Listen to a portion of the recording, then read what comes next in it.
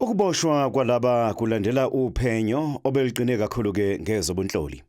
We caution the public and the media against speculation or the dissemination of unverified information, as this may compromise the investigation and the integrity of the upcoming court proceedings.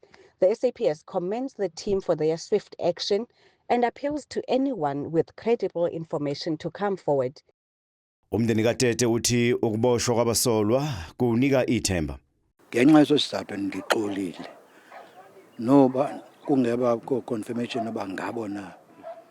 Kodwa ke ndixolile ngaphakathi sibulela uThixo ngalonto yokuba babe abo bantu sebefumanekile xa kungoku.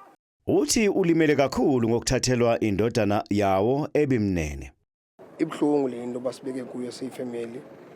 Mna njengomkhulu kaZolani andiqondi banaze ndiphinde ndiqole ngeBra. Because ndiyamazi ba ngumuntu onjani uZolani, ndiyayazi nobana akayideserve le ndlela asoleke ngayo.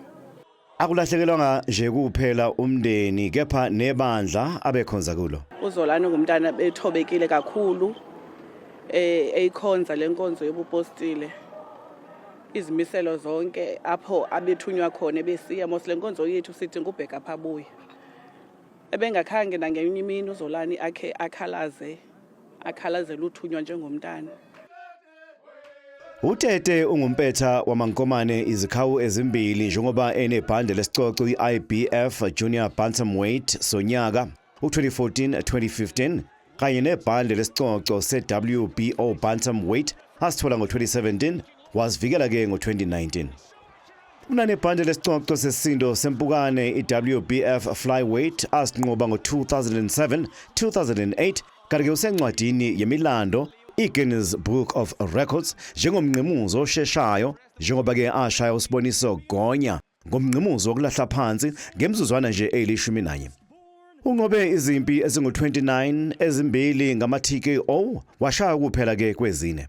Inkonzo yesikhumbuzo sikaTete izobanjwa ngolesithathu eholweni la kuGompo kanti ke yena uzofihlwa ngomgqibelo. I want to be remembered as umuntu who respected the sport of boxing. Lala uphumule Skhomo Tshangisa Khutulu.